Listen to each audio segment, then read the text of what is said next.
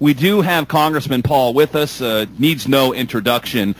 Ron Paul, Dr. Paul, thank you for joining us on the program today. I know we're limited on time, but a lot of people really wanting to pat you on the back for throwing your hat in the ring for the '08 elections. Welcome to the program. Well, thank you. It's nice to be with you. And is that official? I know you were doing an exploratory committee, but we assume that this is going out into a full-fledged presidential campaign. It's official that the exploratory committee has been filed.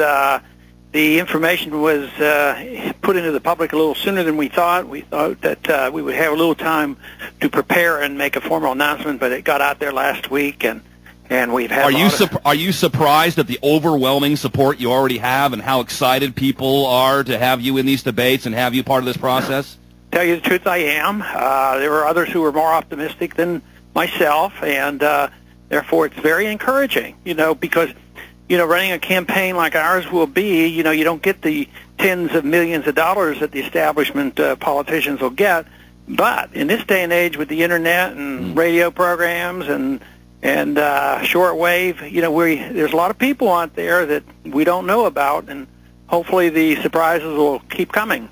Dr. Paul, I think that your internet campaign, your grassroots efforts, which we've already had just tons and tons of people write in and call in to say that they're going to support, will eclipse what Howard Dean did in the last election. And obviously you're coming from the position of being an honest broker, and I think this is something that can really be contagious to America. Why did you decide ultimately to jump in the ring here?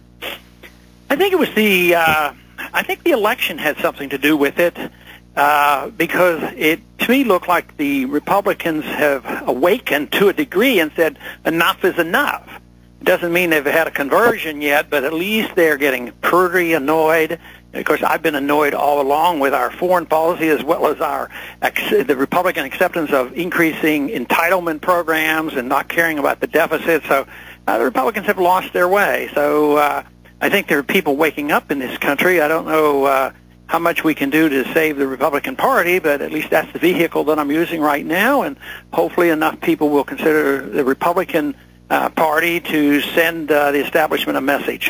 Yeah, I think, there are obviously going to be people out there that automatically see the word or the title Republican, and they're going to run with their pants on fire as far away as they can get. And obviously we're not going to be targeting those people. But I think, as your campaign unfolds and people start hearing this, we're going to start tapping in, Dr. Paul, to the 100 million or so people who don't vote in this country, who have no interest in the political process, and who have potentially given up altogether. And there's a ton of them, and a lot of people just call them apathetic. But, if it's in the calculated person who has analyzed the situation, came to the conclusion that, there is no difference, and they make a deliberate choice not to vote, I would say it is a vote. It's a vote of non-acceptance of what they've been offered. So there are some people who are apathetic and they don't know what's going on, but I think there's a lot of people like you described. They're just sick of the mess and they don't participate, and maybe if we can energize them, they will. Now, Dr. Paul, are you a member of Skull and Bones?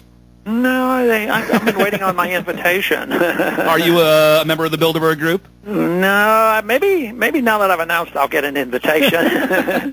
For the trilateral agreement or CRP, CRS, and all that. I haven't joined any of those yet.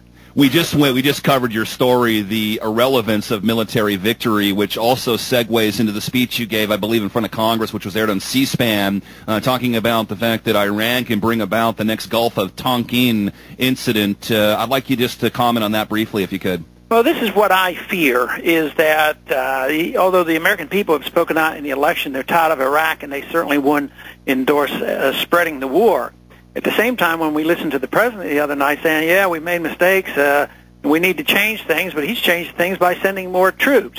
At the same time, he was pretty sharp against the Syrians and the Iranians in his comments, which means that they would like to spread the war, and yet the people won't accept this unless there's justification. There has to be a reason. Yeah. And that's why we should be leery of any kind of an incident that pops up and some Americans get killed and say, see, we told you, it was all due to the Iranians, and therefore we have to, go and attack. And they're probably not planning, because they've run out of troops and run out of a lot of military equipment. We're not even strong enough anymore to invade another third world country. That tells you how much it's drained us.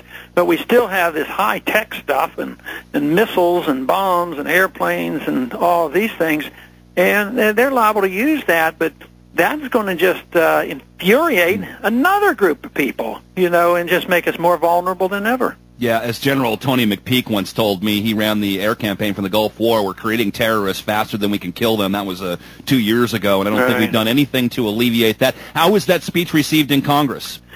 It was pretty well ignored. But, my friends listen and they pay attention, and we have a small little group on our side, and there's a small group of Democrats who are honest with this issue, and I get encouragement. But the biggest response comes from, outside of Washington, the people who happen to catch it on the Internet or on C-SPAN, and that, of course, is what we need. We need encouragement. I don't think there's much chance of us really converting Washington, D.C.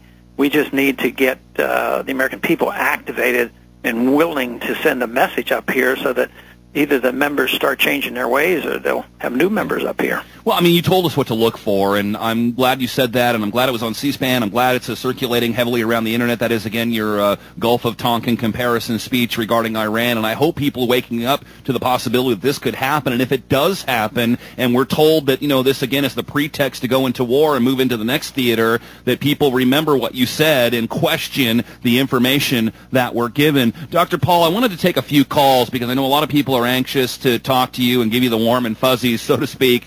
And you were a little late. I don't know if you'll be able to stay a little bit longer than the end of the segment. I think I can handle 5 more minutes. Okay, well, let's do it now. Let's at least give a couple of callers a chance to talk to you. I know they've all been waiting. Let's see. Do we have John in Texas? John, are you with us?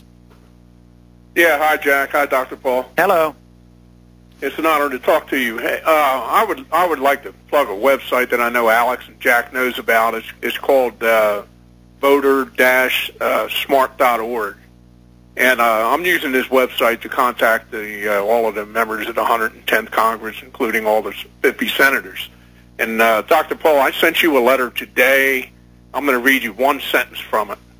And it says that I want a complete, impartial, and totally independent investigation on the events of September 11, 2001. I'm tired of this bogus garbage about terrorism. Ask Michael Meacher about how he feels about this bogus war on terrorism. Can you comment on that, please? Well, that would be nice to have. Unfortunately, we don't have that in place. It'll be a little bit better with the Democrats now in charge of oversight.